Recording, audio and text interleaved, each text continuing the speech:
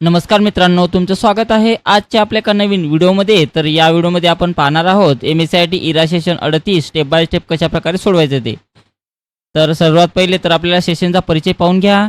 सेशनचा परिचय पाहिल्यानंतर आपल्याला या ठिकाणी ऑफिस स्किल्सवर क्लिक करायचं आहे. ऑफिस स्किल्सवर क्लिक केल्यानंतर यामध्ये बघा आपल्याला नॉलेज चेक पाहायचे आहे. तर यामध्ये आपल्याला 3 नॉलेज चेक दिलेले आहे. तर त्यापैकी या ठिकाणी आपल्याला इथं आपल्याला पहिलं नॉलेज चेक दिलेलं आहे. तर कुठे दिलेलं आहे बघा, बायोग्राफी प्रेझेंटेशनवर क्लिक करा आणि याच्यामध्ये आपल्याला पाहून घ्यायचं आहे.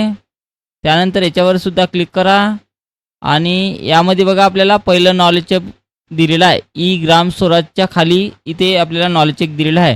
त्याच्यावर क्लिक करा आणि याच्यातून स्टार्ट करायचं आहे. तर हे आपलं पहिलं नॉलेज चेक असणार आहे. तर त्यामध्ये बघा 2 प्रश्न आहे. तर पहिला प्रश्न, ग्रामीण प्रोजेक्टच्या उपाययोजनामध्ये सुधारणा करण्यासाठी ई ग्राम स्वराजमधील प्रोडक्टिव्ह इन्साइट्स कशी मदत करतात म्हणत आहे. तर कशा प्रकारे मदत करतात, तर डेटा चलित सुधारणा सुचवून, हे त्याचं उत्तर आहे. त्यानंतर सेव्ह अँड नेक्स्टवर क्लिक करा. त्यानंतर बघा येथे AIचे कोणते फीचर दर्शवलेले आहे म्हणत आहे. तर हे कोणतं AIचं फीचर आहे बघा, तर याचं उत्तर डेटा व्हॅलिडेशन आहे. त्यानंतर सेव्ह अँड नेक्स्टवर क्लिक करा. येस बटनावर क्लिक करायचं आहे. तर अशा प्रकारे आपला कोर्स पूर्णपैकी पूर्ण इथं आलेला आहे. तर हे आपलं पहिलं नॉलेज चेक झालेलं आहे.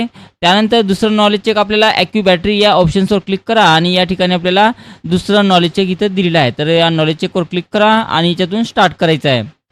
तर यामध्येही 2 प्रश्न दिलेले आहे. तर पहिला प्रश्न बघा, ॲक्यू बॅटरी हे बॅटरी वेअर कशा प्रकारे निश्चित करतात म्हणतात. तर कशा प्रकारे निश्चित करतात, तर याचं उत्तर ब्राईटनेस ॲडजस्ट करते. त्यानंतर सेव्ह अँड नेक्स्ट करा. कोणते AI power feature battery life सुधारण्यात मदत करते म्हणतात. तर कोणतं आहे बघा, तर ओव्हरहीट झालेले डिव्हाइसेस लॉक करते, हे त्याचं उत्तर आहे. त्यानंतर सेव्ह अँड नेक्स्ट करायचं आहे. त्यानंतर येस बटनावर क्लिक करा. तर अशा प्रकारे पाहू शकता आपला कोर्स पूर्णपैकी पूर्ण इथं आलेला आहे. त्यानंतर आपल्याला तिसरं नॉलेज चेक सोडवायचं आहे. या ठिकाणी आपल्याला तिसरं नॉलेज चेक दिलेलं आहे. इथून स्टार्ट करा. यामध्ये बघा 5 प्रश्न दिलेले आहे. तर पहिला प्रश्न, डॅश हे एखाद्या व्यक्तीच्या जीवनाच्या इतिहासाचे तपशीलवार वर्णन करते म्हणत आहे. तर कोणतं असते बघा, तर याचं उत्तर बायोग्राफी आहे. त्यानंतर सेव्ह अँड नेक्स्टवर क्लिक करा. तुम्ही अगदी शून्यातून पॉवरपॉईंट प्रेझेंटेशन तयार करू शकता किंवा तयार डॅश वापरून करू शकता म्हणत आहे. तर तयार टेम्पलेट वापरून सुद्धा आपण करू शकतो. त्यानंतर सेव्ह अँड नेक्स्ट करा. तुमच्या प्रेझेंटेशनमध्ये एक डमी इमेजेस आहे आणि ती बदलायची आहे. यासाठी तुम्ही त्या काय कराल म्हणत आहे. तर यासाठी आपल्याला पिक्चरवर राईट क्लिक करणे आणि पिक्चर बदलणे हे त्याचा उत्तर असणार आहे. त्यानंतर सेव्ह अँड नेक्स्टवर क्लिक करा. तुम्ही बायोग्राफी सादरीकरण केले आहे आणि सेव्ह करायचे आहे.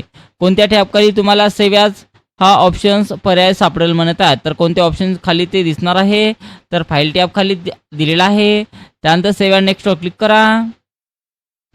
डॅश हा इमेजचा आकार त्यांच्या रुंदी आणि उंचीच्या दृष्टीने आहे म्हणत आहे. तर कोणता आहे बघा, तर ॲस्पेक्ट रेशो म्हटलं जाते त्याला. याच्यावर क्लिक करा आणि त्यानंतर सेव्ह अँड नेक्स्ट करायचं आहे. त्यानंतर सर्व सोडवणं झाल्यानंतर एंड एक्झामला येस करा. तर पाहू शकता आपला स्कोर या ठिकाणी पूर्णपैकी पूर्ण आलेला आहे. त्यानंतर आपल्याला सिम्युलेशन्स क्वेश्चन सोडवायचे आहे. तर सिम्युलेशन्सवर क्लिक करा आणि याच्यातून स्टार्ट करायचं आहे. तर यामध्ये बघा सिम्युलेशनचे 4 प्रश्न दिलेले आहेत. तर पहिला प्रश्न,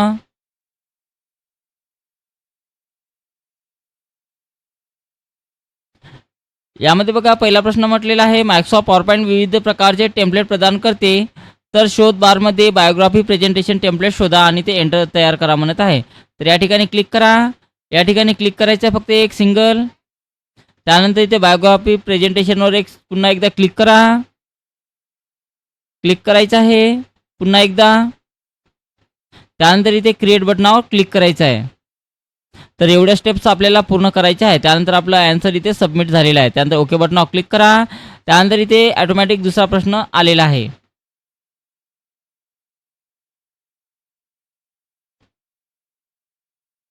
यामध्ये बघा काय म्हटलेलं आहे, दुसऱ्या प्रश्नामध्ये, मजकूर प्रेझेंटेशन दर्शकासाठी वाचनीय असणे आवश्यक आहे, म्हणून स्लाइड क्रमांकमधील निवडलेल्या मजकुराचा फॉन्ट आकार बदला आणि 1 ते 24 करा म्हणत आहे. तर या ठिकाणी क्लिक करायचं आहे. या ठिकाणी क्लिक करा आणि त्याची साईज आपल्याला किती करायची आहे, 24 सांगितलेली आहे. तर त्यासाठी बघा काय करायचं आहे, स्लाइड 1 वरील म्हणत आहे, स्लाइड 1 वर जा आणि त्यानंतर याच्यातून आपल्याला स्लाइड साईज किती सांगितलेला आहे 24, तर 24 वर क्लिक करा अशा प्रकारे आणि त्यानंतर 24 वर क्लिक केल्यानंतर आपलं उत्तर सबमिट झालेलं आहे. त्यानंतर ओके करा आणि आपलं उत्तर सबमिट होऊ द्यायचं आहे. त्यानंतर नेक्स्ट क्वेश्चन्स.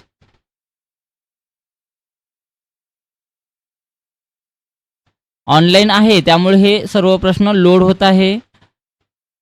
सेव्ह ॲजचा वापर कार्यरत प्रेझेंटेशन प्रत बनवतो आणि मूळ सादरीकरण अबाधित ठेवतो. म्हणून दिलेले प्रेझेंटेशन तुमच्या डेस्कटॉपवर सेव्ह ॲज वापरून बायोग्राफी प्रेझेंटेशन नावानं सेव्ह करा म्हणत आहे. तर सेव्ह करण्यासाठी बघा काय करायचं आहे, फाईल टॅबवर जा, फाईल टॅबवर जायचं आहे, सेव्ह ॲजवर क्लिक करा. या ठिकाणी क्लिक करायचं आहे सेव्ह ॲजवर. त्यानंतर इथून डेस्कटॉप निवडा, डेस्कटॉपवर क्लिक करा आणि त्यानंतर याच्यातनी कोणतं एक नाव टाकायचं आहे. कोणतं सांगितलेलं आहे बायोग्राफी प्रेझेंटेशन, तर याच्यातनी ते बायोग्राफी प्रेझेंटेशन हे नाव टाका. त्यानंतर सेव्ह बटनावर क्लिक करायचं आहे. तर एवढ्या स्टेप्स आपल्याला पूर्ण करायच्या आहे आणि त्यानंतर आपलं उत्तर ऑटोमॅटिक इथं सबमिट झालेलं आहे. त्यानंतर ओके करा आणि त्यानंतर शेवटचा प्रश्न आलेला आहे या ठिकाणी.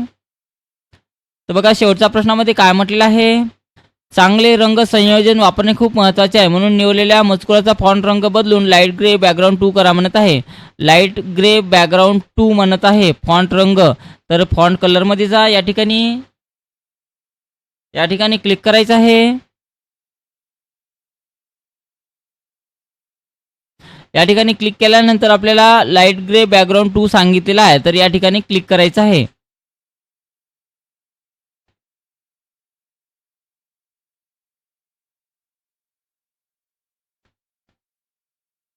या ठिकाणी क्लिक करा, या ठिकाणी आणि त्यानंतर ओके बटनावर क्लिक करायचं आहे. अशा प्रकारे आपलं संपूर्ण सिम्युलेशन सोडवणं झाल्यानंतर येस बटनावर क्लिक करा. तर पाहू शकता आपला स्कोर्स या ठिकाणी पूर्ण आलेला आहे. त्यानंतर आपल्याला सेल्फ पाथ लर्निंग सोडवायचा, तर इथे प्रोसीड बटनावर क्लिक करा. यामध्ये बघा 5 प्रश्न दिलेले आहेत, तर यातून आपल्याला पहिला प्रश्न स्टार्ट करायचा आहे. आता पहिल्या प्रश्नामध्ये बघा काय म्हटलेलं आहे, तुमच्या मित्राला प्रसिद्ध व्यक्तिमत्वावर प्रेझेंटेशन तयार करायचे आहे. हे प्रेझेंटेशन प्रसिद्ध व्यक्तीचे चरित्र असेल. तुमच्या मित्राला त्यासाठी योग्य टेम्पलेट निवडून मदत करा म्हणत आहे. तर आपल्याला काय दाखवायचं आहे, प्रेझेंटेशन दाखवायचं आहे. तर याचं उत्तर बघा, तर याचं उत्तर असणार आहे, पाहू शकता प्रेझेंटेशन टायटल ऑप्शन 4 वर त्याचं उत्तर दिलेलं आहे. तर हे त्याचं उत्तर असणार आहे ऑप्शन 4. त्यानंतर सेव्ह अँड नेक्स्टवर क्लिक करा, करेक्ट आलेलं आहे. त्यानंतर याच्यातून आपल्याला नेक्स्ट क्वेश्चन्सवर क्लिक करा. इमेज पहा, या प्रेझेंटेशनमधील कोणत्या ऑब्जेक्टवर काय लागू केले जात आहे म्हणत आहे. तर इमेज पहिले पाहून घ्या, काय लागू केले जात आहे, तर फॉन्ट अप्लाय करत आहे. म्हणून याचं उत्तर सिलेक्टेड टेक्स्टवर फॉन्ट कलर अप्लाय केला जात आहे म्हणत आहे. सॉरी, याचं सिलेक्टेड टेक्स्टवर फॉन्ट अप्लाय केला जात आहे हे ऑप्शन पहिलं आहे. पहिल्याच्यावर क्लिक करा, त्यानंतर सेव्ह अँड नेक्स्टवर क्लिक करायचं आहे. बरोबर आलेला आहे. त्यानंतर पुढचा प्रश्न, MS पॉवरपॉईंटमधील स्लाईडवरील पिक्चर बदलण्यासाठी योग्य स्टेप्स काय आहेत म्हणत आहे. तर स्लाईडवरील पिक्चर चेंज करण्यासाठी योग्य स्टेप्स काय असणार आहे, तर right click on the picture, select a picture from your device आणि क्लिक इन्सर्ट, हे त्याचं उत्तर असणार आहे ऑप्शन 2. त्यानंतर सेव्ह अँड नेक्स्टवर क्लिक करा अशा प्रकारे. त्यानंतर नेक्स्ट क्वेश्चन्स लावायचं आहे. इमेजवर पिक्चर स्टाईल अप्लाय करण्यासाठी योग्य स्टेप्स आहेत.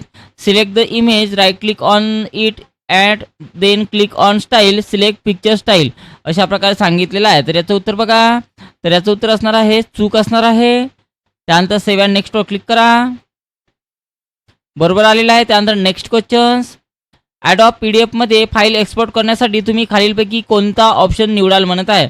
तर कोणता ऑप्शन्स आपल्याला निवडावा लागेल, तर याचं उत्तर क्रिएट ॲडॉब PDF हे त्याचं उत्तर आहे. त्यानंतर सेव्ह अँड नेक्स्टवर क्लिक करा, त्यानंतर एंड एक्झामवर क्लिक करायचं आहे. तर अशा प्रकारे आपलं संपूर्ण सोडवणं झालेलं आहे. Guided do it your self path learning पूर्ण सोडवणं झालेलं आहे आणि या ठिकाणी आपला स्कोर्स पाहू शकतो, आपला स्कोर्स या ठिकाणी पूर्ण आलेला आहे. त्यानंतर बघा आपल्याला सेल्फ पाथ लर्निंग झाल्यानंतर guided do it yourself सोडवायचं आहे. तर याच्यावर क्लिक करा आणि याच्यातून स्टार्ट करायचं आहे. तर यामध्ये बघा 5 प्रश्न आहे. तर इथून पहिला प्रश्न स्टार्ट करा. यामध्ये बघा काय म्हटलेलं आहे, फाईल टॅब सेव्ह ॲजचा वापर करून दिलेलं प्रेझेंटेशन तुमच्या डेस्कटॉपवर बायोग्राफी प्रेझेंटेशन या नावाने सेव्ह करा म्हणत आहे. तर डेस्कटॉपवर सेव्ह करण्यासाठी फाईल टॅबवर जा, सेव्ह ॲजवर क्लिक करा, डेस्कटॉप घ्यायचं आहे डेस्कटॉप घेतल्यानंतर आपल्याला बायोग्राफी प्रेझेंटेशन नावानं सेव्ह करायचं आहे. तर ज्या नावानं सांगितलं असेल ते नाव कॉपी करा आणि ते नाव आपल्याला या फाईल नेममध्ये द्यायचं आहे. फाईल नेममध्ये जा आणि त्यामध्ये ते नवीन नाव टाकायचं आहे. त्यानंतर सेव्ह बटनावर क्लिक करा अशा प्रकारे आणि त्यानंतर आपलं उत्तर सबमिट करायचं आहे. ओके करा आणि त्यानंतर नेक्स्ट क्वेश्चन्स लावायचा याच्यातून. त्यानंतर बघा काय म्हटलेलं आहे,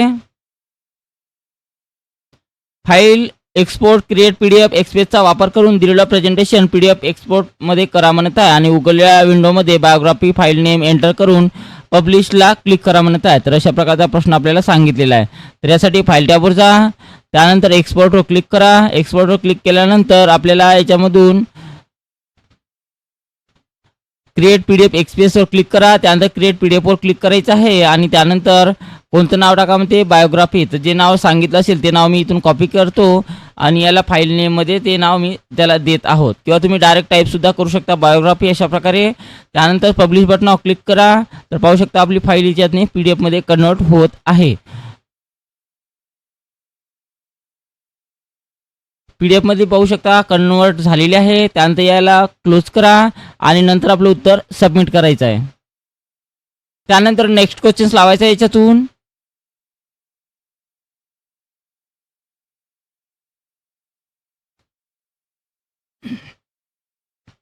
दिलेल्या प्रेझेंटेशनमध्ये doctor APJ Abdul Kalam text select करा आणि होम टॅब फॉन्ट ग्रुपचा वापर करून फॉन्ट कलरचा वापर करून त्याचा टेक्स्ट कलर ऑरेंज करा म्हणत आहे.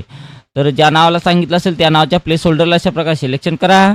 सिलेक्शन केलं, फॉन्ट कलरमध्ये जा आणि कोणता कलर सांगितलेला आहे ऑरेंज, तर याच्यातून आपल्याला ऑरेंज कलरवर क्लिक करायचं आहे आणि त्यानंतर सबमिट करा. त्यानंतर नेक्स्ट क्वेश्चन्स लावायचे याच्यातून.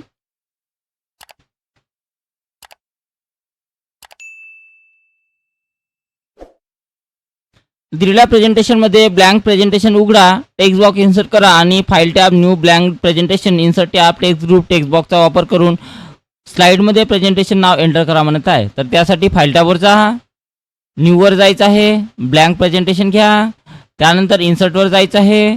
इन्सर्टवर गेल्यानंतर आपल्याला टेक्स्टच्या ग्रुपमध्ये जाऊन टेक्स्ट बॉक्स घ्या आणि इथे ड्रॅग करून तो काढा आणि त्यामध्ये आपल्याला कोणतं नाव टाईप करायचं आहे प्रेझेंटेशन. तर याच्यामध्ये आपल्याला जे नाव टाईप करायचं असेल ते याच्यामध्ये आपल्याला अशा प्रकारे नाव टाईप करायचं आहे. प्रेझेंटेशन पाहू शकता मी इथं नाव टाईप केलेलं आहे. त्यानंतर बाहेर क्लिक करा आणि त्यानंतर आपलं उत्तर सबमिट करायचं आहे. ओके करा. त्यानंतर शेवटचा प्रश्न इथून लावायचा आहे.